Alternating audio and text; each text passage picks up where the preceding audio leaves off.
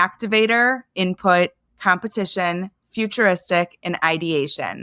My name is Charlie Saffro, and I'm the CEO and founder at CS Recruiting. My biggest aha moment around learning my strengths was really understanding how much emphasis and focus I put on significance. I'm Darren Verisami. I'm Brandon Miller. And this is The Strengths Whisper, the show empowering leaders to create, build, and sustain great places to work. On this episode, we have Charlie Saffro, the supply chain recruiting guru and CEO of CS Recruiting. Charlie, welcome to the show. It's so great to have you. Thanks, Darren. I'm really excited to chat with you today. Now, Charlie, you took your Clifton Strengths Finder in November of 2020, right in the middle of the pandemic. What prompted you to take it then? I am always just fascinated by assessments. We use them casually, I would say, in our organization to learn about each other, not necessarily to make hiring decisions, but to really optimize relationships and take advantage of skill sets. So I was either curious or feeling like I just needed some clarification on who I was and maybe what I was capable of at that time. Absolutely. And I think what's really interesting in your top 10, Charlie, is you lead with the influencing domain. And we've spoken to a lot of CEOs, to senior leaders that have led through these influencing strengths. It doesn't mean that you have to have influencing strengths to be a successful CEO or organizational leader. Just with a lot of the guests that we've spoken with, they have been, and it's fascinating to hear that everybody's used them differently. The influencing strengths that I know that you have that really jumped out, you've got activator, you've got competition, self-assurance, communication, and significance, all in your top 10. And before we talk about some of the other strengths that are in there, how do those influencing strengths, Charlie, were there any of them that really jumped out at you when you first took that assessment? Because sometimes strengths are nurture and sometimes they're just in our nature. Like we look back as far as we can and we're in that space. Any thoughts on those ones? Competition stands out a lot. I've always been a competitive individual. And as I've aged, I've realized I'm not in high school anymore. I'm not on any sports teams or an active athlete, but I compete with myself every day. I'm the type of person who holds myself very accountable. And if you ask me to describe myself, competitive would probably be one of my top words. And I think just the activator, I like making things happen. I used to think of myself as an executor. As I've evolved in my career, I really consider myself more of that visionary, but I am the type of person who gets an idea and forget about the last shiny thing I was interested in. This is what I'm really passionate about today, and I'm all in. So it definitely defines me from a high level. All in and want to win, right? You did compete competitively in sports growing up and whatnot. I was a high school gymnast, but I was a self-taught gymnast in a community where a lot of my teammates had professional training. So I was always just pushing myself. And I was also a softball player, but even competitive with grades, with achievements, but definitely goes back to my athletic days. In your journey to becoming a CEO and building your company, which we'll talk about a little bit later, because that kind of happened unplanned, unintentionally, right? But competition, when we think of that, how has that impacted how you lead, how you've grown your business, how you've grown the impact that you've had with your organization? What's funny is when I started my organization in 2010, we did not have a lot of direct competition. I was one of the first to really arise in the space of recruiting with a very clear focus on the supply chain industry. And that's how I attracted a lot of business in those early days, just companies coming to me saying, we didn't know there were supply chain specific recruiters and you can maybe help us find our next person.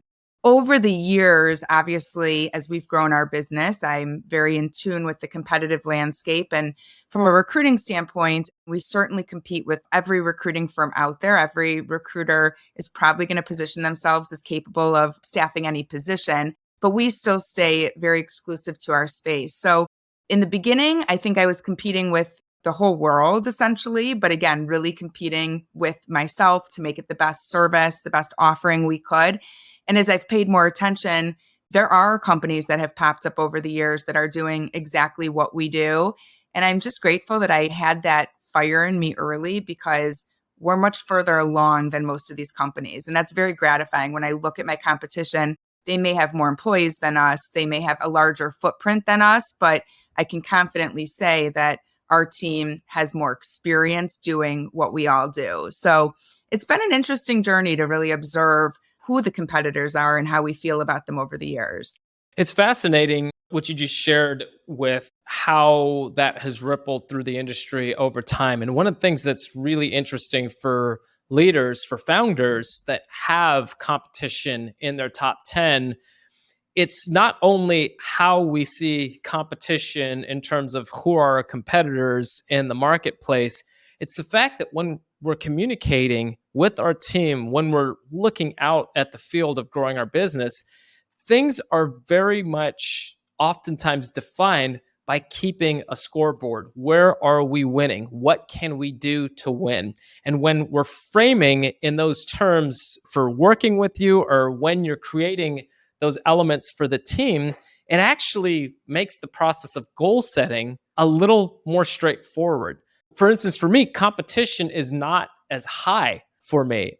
Don't get me wrong, I enjoy winning when I'm doing something competitively. But when leaders have competition high in their teams and the way that they grow and align teams, there's often this natural bent towards being able to communicate and message in terms of, this is what wins look like for us. This is how we create these little wins that then lead to the bigger wins. And we hear this language about win your day and all these different elements. Those that have competition very high have an awareness of how to message that oftentimes, and that can create a lot of forward momentum, particularly when you pair it with the strength like activator, like you said, that's a catalyst for getting things started. There's also a very natural bent to always be aware of what is the competition in the marketplace like. Who are potential emerging businesses that could become our competition and going through? And how do we make our decisions and move our business to manage around those potential areas and then stay one step ahead of our competition, even if they're growing in size in these areas? What are the things that we do as an organization that help us to maintain our competitive edge? So in what we do, we will be the best of the best. Does that resonate with you? It does, very much, for a couple of reasons. I started the business really as a solopreneur. So for a few years, I was the only person on my team, and I liked it that way. I liked to be a contributor. I liked to experience the different responsibility sets for each position. And as we grew our team, I actually stayed in that independent contributor role for the first 7 years of the business. And I was always competing with myself, but I really did understand what the metrics could look like for someone to accomplish this work in a day or this work in a week. But then I've also had to really back off, because I can't send the message that I'm being competitive with my team. So I kind of evolved there from, I'm competitive, but now I need to instill friendly competition, maybe through contest or highlighting people who are at the top of our leaderboard. But I can't necessarily be one of the competitors anymore. My role now has to be competing with the larger market, not my team, but supporting my team to get there. So I've learned a lot about taming my competitive side as I've grown my team and added to it. I do think that's a balance that most organizations struggle to find. You want to really motivate people to work together as a team. That is how we win business. But yet recruiting is an individual sport. So how do we create that friendly competition where our team members are rooting for each other, recognizing those little wins? And even being in the position taught me that at the end of the day, in recruiting, a win is a placement. We helped a company find someone, they hired them, they started, and they stayed in that job. But that is not the only way you win in recruiting, in my point of view. And being an independent contributor, competing with myself, competing with my own metrics, really taught me the little wins along the way. So we may send a resume to a client, and if they reply and say, great resume, I pay attention. That's when my endorphins, my serotonin increases. Like, it doesn't matter if they hire that person or not. That to me is a win that needs to be acknowledged. And so that's the type of stuff we really try and do to instill friendly competition, but really keep our people motivated and not just out for the big win, because there's so many variables that might get in our way. We've got to celebrate those little achievements and also have some competition with those little achievements. We're not just looking at revenue, we're looking at metrics throughout the process where we can measure team members and reward them for their work. Charlie, that was just a brilliant example of what calibrating our strengths actually means. Because when we take the assessment, when we look at these talents, these results, these top 10 that we address, they could be our greatest assets and they can also be our greatest liabilities. And the awareness of what you just described in this one strength, the single strength of competition of like, ooh, this is really good and it can totally work against me. And I need to align the wins as like a team win. You talked about gymnastics, thinking of another sport. I used to run track. You had to run your individual race. You had to perform individually, but it rolled up into the team score. So at the end of the day, even if you were beating your teammate or your teammate was beating you, these are areas that you were still going to go out there and try and leave it all there on the track, but still perform at your best collectively and support each other for those wins and not try and undercut each other in training or in any of these different areas, because it was still all about the team win. And that's an important reframe, because we can get lost in the individual elements of some strengths like competition, of what does a win look like for me? But if you take that M and you turn it upside down, you get we. That's where the reframe comes in. So what do the wins need to be that we have individually? How do we define those for our teams? And how do we define the organizational wins and how these individual wins roll up? Listeners, I just want to highlight what Charlie just articulated that she has gone through in her journey, and practice is absolutely showing how we effectively calibrate a strength, and competition being one of them. And that's often one, Charlie, that is a struggle for a lot of people, because they're like, oh, wait, this person that's working for me on my team, or I'm working with them, I need to beat them. But that's not creating the cycle that we want. There's actually a brilliant book out there about this called Destination Unstoppable that Maureen Monty wrote about a high school hockey team that physically had all the talent in the world. I'm not going to give away the end results, but they were struggling to win games. They should, when you looked at them, have just been dominant. They did a Strengths Finder assessment and team session with Maureen Monty halfway through their season and realized everybody had competition in their top 5. They were competing against each other. They went through the strengths process, and I'll let you read the book to figure out if it worked or if it didn't work and where it led to from a results and performance standpoint. It was remarkable, but this plays out not only with high school hockey teams, but in organizational culture as well. One of the other strengths, Charlie, I think is really interesting that you have is significance, which is your number 10. What is so profound when you put competition and significance together? Competition is going to be aware of who's out there that I'm competing against in going through. Significance is highly aware of doing something that is significant and being a part of something that's greater than self and being able to advance an idea that's greater than self. And when the spotlights turn on and we have to show up and we have to perform, that can be intimidating for some folks. But with significance, what it brings is a willingness to say, we've got to perform. The time is now. And I don't mean that it can. The watch out can be, I've got to take the limelight and going through, but that's not where significance, when it's calibrated effectively, that's not where it's actually showing up. It's helping to message the significance of the work that we're doing, why we're doing it, the impact that we're doing. And if I'm not mistaken, you are crushing it in a predominantly male-dominated industry, and part of your journey has been playing to that significant strength of really showcasing what you can do, what can be done, being very innovative in an industry that has been predominantly male-dominated. Is that fair to say? It's very fair to say. That's a great nugget that you just shared with me about me, because I've never really thought of it that way. Would you compare significance? Does that go hand in hand with purpose, like needing a purpose, or do those fall in different buckets?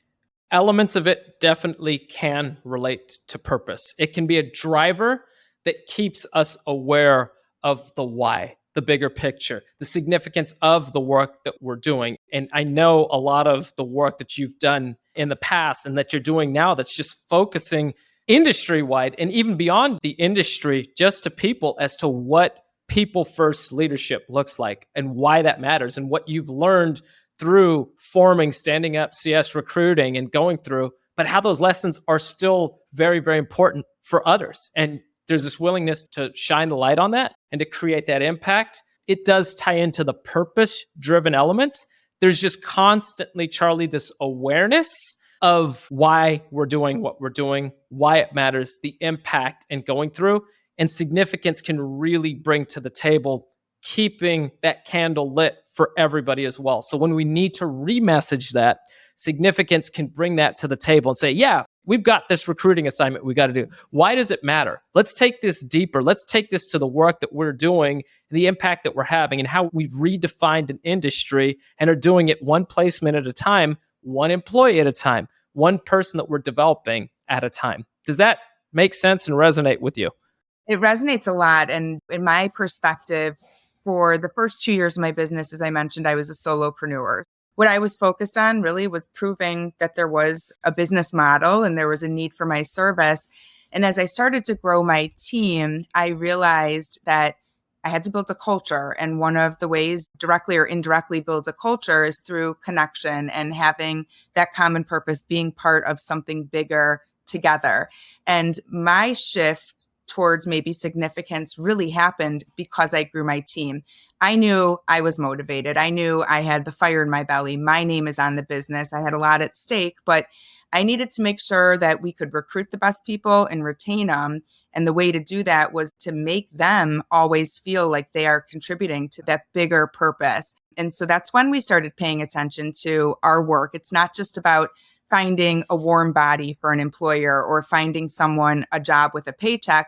It's about matching people to companies that are going to help them propel their career, putting people in organizations that are going to take care of them, respect them, appreciate them. And that's really become our main driver in probably the last 5 years. We do so much more than just recruit. We really do care about that human leadership and just helping companies step it up and really level up for their employees. It's interesting because part of that stems from me building my team. And as I built my team and got more experience, I also gained that confidence to speak up more and say, I'm not going to tell you how to run your business, but this is what we hear in the market. This is what the candidates share with us as feedback. And this is what I experienced with my team. So take it or leave it, but this is my advice and I've actually lived it. So it's just given me more confidence to play into that purpose and definitely more clarity around why we even exist and what value we're adding into the world and the impact we're making on each individual. Gosh, there's so much more to say in that space. When we think of significance, there's this great African proverb that just came to mind while I listened to what you just said, because you did take it from a solopreneur to this whole team element. And the African proverb is, if you want to go fast, go alone. And if you want to go far, go with others. You talked about your activator strength and the idea and just going and like, we could do this and jumping to different elements. So you've got activator underneath that. You also have ideation at number 5. And then you have achiever at number 6, which likes to get things across the finish line. But ideation, futuristic, activator, they can get a lot of things started. They can see all these different perspectives that we can go to. You talked about how you calibrated your competition when you went from solopreneur to team. I'm curious, how did you adapt your pacing as you realize the birth of this significance? The seed has emerged from the soil and is now growing into something larger than what you could handle on your own. And you started leaning into that African proverb of, if you want to go fast, go alone, but if you want to go far, go with others. How did you manage that pacing? Because that activator, it likes to go fast, doesn't it? It likes to get started. And gosh, we should have finished that in like 1986, right? Even though I just had the idea today. That's how it feels. I'm a fellow activator as well, so I know what it's like, and my business partner is as well. How'd you work through the pacing side as you were starting to expand your team to make sure that we could get people in alignment to move forward to the significance of what you were doing in the workforce? I won't lie, it does not happen overnight. You have to go through failure. You have to learn the hard way to realize not only what's important to you, but what is important to each individual on your team. And funny story, I worked for my husband for a few years, which is how I learned the supply chain industry and also where I taught myself how to recruit in his organization. He sold his business, and before I started my recruiting firm, we were brainstorming what we were going to do next. And he said, whatever we do, we're never hiring another employee because employees are just a pain in the butt and they cause such frustration and stress. And that's what keeps us up at night. And so I was like, yeah, I totally agree. Like, we are accountable for ourselves. We know what we can do. And then we just got to a point where opportunity was there. And I think maybe playing into my competition strength, I do everything I can to avoid failure. And I was at a position in my own business. And at this point, my husband was my one employee, but I knew that I was either going to fail or underdeliver because I was stretched too thin, or I had to go out and hire and break my promise to him about never having another employee. And so we did hire our first employee. She's still with us today. She's our COO. So that was a successful, loyal recruit. But I think that as I've added to my team, it's just funny, Darren, because there's so many parallels because of our business. We are in the human recruiting business. And so I've watched my clients. I understand that companies hire new headcounts because there's a vacancy, because someone resigned and you've got to fill that spot, but also because of growth and opportunity to pivot, opportunity to expand. And I've really modeled my business after that.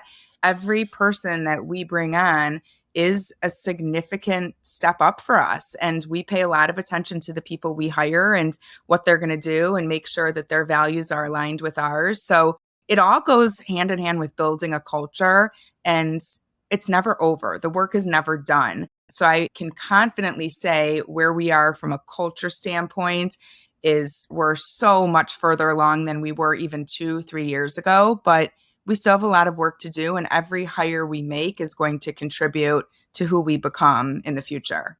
Thanks for sharing that. In your hiring process, are there any key nuggets that are really foundational, not only to your internal hiring, but even when you're recruiting and trying to place candidates and identifying a culture fit for a candidate going into an organization?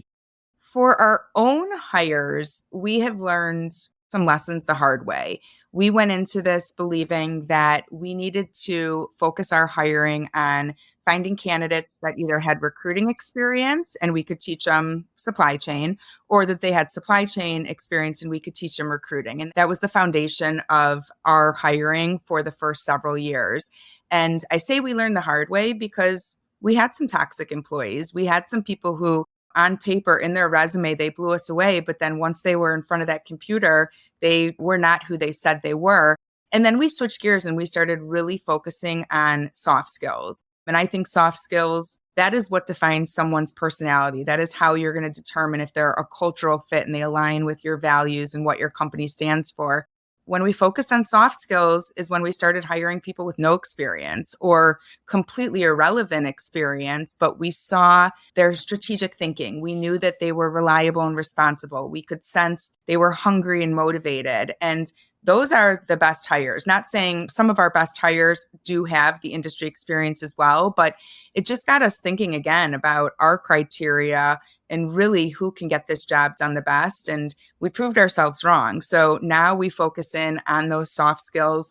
It certainly varies by position, but I would say overall, we want people who align with our values. We can usually figure that out in an interview by asking questions that lead them to elaborate their soft skills if they feel like they're innate or they feel like they developed them over the years.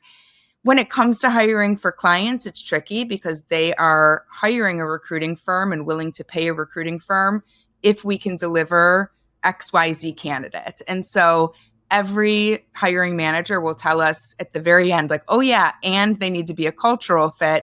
But I would say we're still working on educating clients. As recruiters, we're tasked to go after more of the hard skills. Find me someone who can use Excel and Tableau, has worked at my competitor for 3 years in this position, and I want them to come in and hit the ground running. And then when they say they need that cultural fit too, we challenge them a little. Like, what does that mean? What types of soft skills are you looking for? And I do think the workforce in general, especially in the United States, has transitioned a lot since the pandemic to focus on those soft skills and to really evaluate people as humans beyond their title. We're always looking for the person with the right title and that experience, but is that really the most relevant reflection of how they're going to work? No, I think it comes back to soft skills. Probably lines up a lot with these results and identifying your strengths and maybe the areas where you need to continue navigating. I really appreciate you sharing that. And I actually, on that, I want to change gears slightly, but build off of that. You shared something that really stuck with me. You said, empathy is my superpower. It's not my weakness.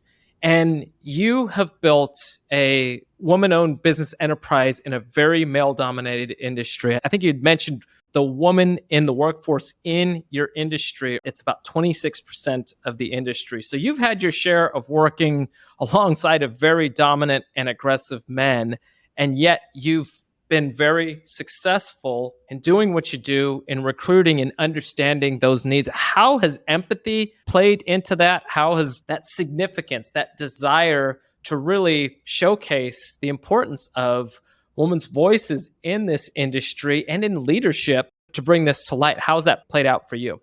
Not only do we play in a male-dominated industry, but when you think of our industry as supply chain, which also includes trucking, transportation, logistics, it's a rough and tough industry. I mean, we are working with professionals, but professionals who have hard hats and steel-toed boots and are working in a facility with equipment and machinery all day. And so I've had to find this balance. In the beginning, I thought I need to go into every conversation with thick skin. I'm going to prove them wrong. You know, they think I'm this petite woman that they can run me over, but I'm going to show them everything I know.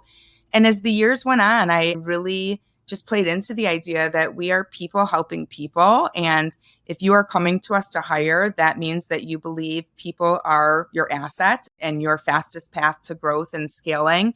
And I've played into that whole idea of putting yourself in someone else's shoes. So when we have escalation issues and a client calls us and you brought us this candidate and they didn't show up to work on their third week and today we're going to fire them, I understand where you're coming from and I respect whatever decision you need to make for your business. But do we know why that person didn't show up to work? Have you gotten a hold of them? Have we investigated? Maybe this was out of their control. Maybe they're on the side of the road or in the hospital, and just opening eyes through conversations like that, where I'm not being pushy, I'm not being offensive, but I get them to think for a minute. And I'd say sometimes those situations play out as expected. The person didn't show up for no good reason and they're fired. But I do think our clients appreciate it because a lot of times, especially in escalation situations, like they come in hot and they are firing on all cylinders. And I use that empathy and that compassion to just calm them down and bring them back to the reality. Like, we are still talking about a human being. I don't care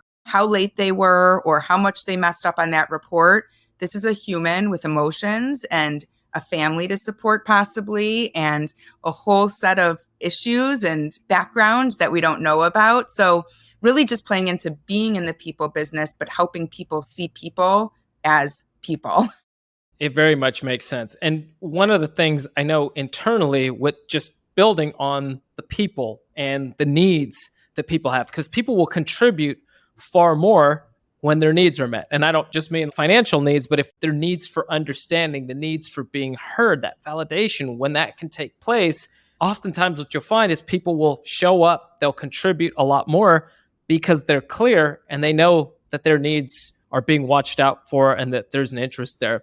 You have really focused on working parents and engaging them. I know you are a working parent. You have a beautiful family, but you were building this company and had children along the way and have done that. And I know this has been something that's, well, since we've been on the significance train, been of a lot of significance for you to provide a model for that in your workplace and how to engage them. Can you talk a little bit about that and how that's played out for you in your leadership journey as well as in the culture? Something I have learned along the way is that as a working parent, you have to find that balance, and that balance might not look the same for everyone. Again, when I started the company, I was the only person who had children. When I went out to hire my first employee, I laugh about this today, but I extended her an offer and I said, this is how it's going to work. I do not have childcare on Wednesdays. I had 3 kids under 5 at that point. And I said, you can come to the office Monday, Tuesday, Thursday, Friday. I'll be there with you. We'll collaborate. We'll work together. But on Wednesdays, there's no point in you commuting in from the city to our office to sit alone because I'm going to be with my kids on Wednesdays. I'm going to be putting them down for naps, taking them to daycare. And our whole business has evolved with that model. So when we went to hire our second employee, it was Wednesdays at home. And as my kids grew up, I've learned that there are seasons you experience in your personal life that go hand in hand with the seasons in your professional life. And so my kids grew up. I didn't need to worry about childcare on Wednesdays when they were all in full-time school, but we held to that policy and evolved with that policy. And today we are a fully remote organization. We went home in 2020, like the rest of the world, and we never went back. Before we made that decision, we had a lot of conversations. We looked at the pros and cons. We surveyed our team. But I think me leading by example, I showed that working from home worked really well for me, not just because I was a parent, but it made parenting a lot easier. Call me selfish, but I have now designed our workforce to work for the season of life I'm in. Like I said, I have 3 teenage boys, so they're gone all day, but they need rides to lacrosse and volleyball and baseball at 3:30, and I've got to be there. So really have provided my team with the same level of flexibility that I need to find that work-life balance. And one other quick note there is, I mentioned this briefly before, but I really resisted being a leader for the first 7 years of building my business. I was a contributor. And when I think back, it was the only thing I had capacity for was to be a contributor. I couldn't worry about 30 or 40 people when I had 3 kids that were young and needed me as their priority and as my priority. But I stepped into that leadership role in 2020. That was the time in my life where I knew my kids could make their own bowl of cereal. I've got 1 kid that drives, so if someone needed a ride, it's not always me. And I think that it had to happen that way. If I would have tried to lead and be in a CEO position from day one, I guarantee I would not be where I am today. There have been times over the years where I felt a little guilty about it. Like, God, I sort of assumed leadership sooner. But when I really reflect on it, I couldn't. Like, it didn't make sense with my life and the lifestyle I had as a working parent. So I did it when it worked for me and I just made the most of it. And today I think we've got 18 kids through our employees. And so it's really rewarding for me to know that I'm not only providing a great job and environment, but I'm helping working parents find that balance because of the policies and the philosophies that we have in place that came from my personal experience and my own needs. So that's really how we've shaped this whole work-life balance, flexibility, and being able to support working parents. Charlie, sometimes life happens for us, not to us, right? That's how it goes. Even though at the time it might feel like, oh gosh, this is crazy, but everything in due time, oftentimes, I think Steve Jobs said this, you can't always connect the dots looking forward, but you always can when you look back. As you grew into a leader, grew into a CEO, as you just articulated, as the seasons of life and family helped you grow into that place, you are also outside of CS recruiting. You've really taken this focus on people first leadership, and you've realized that some of what you're doing ripples beyond just your industry and recruiting. Can you just share a little bit about that, about where you're heading in your future and the future impact that you'd like to make beyond CS recruiting, beyond the industry, with logistics, with supply chain? Supply chain is a huge industry. And so over the years, I've gotten that question so many times. Why don't you expand outside of your industry? And why don't you do recruiting in other verticals? And my response has always been that we have tapped 0.1% of this industry. When you think of supply chain being any company that moves freight, manufactures something, transports something, like the opportunities are endless. For many years, I pigeonholed myself to only talking about recruiting for supply chain and logistics. And it really started when I got more vocal on LinkedIn. And this was right after the pandemic. I gained the confidence to start posting content. And for many years, my content was all 5 ways to nail your interview when you're looking for a supply chain job, or 5 ways to negotiate your offer in the supply chain industry. And when I started sharing more personal anecdotes and things like we've been talking about, people responded. And everything I talk about ties back in some way to employee engagement, recruiting people, retaining people, finding purpose in your work. And I've seen a really great response. And so part of it was just having the confidence to take baby steps and see, like, if I move away from supply chain, what's going to happen?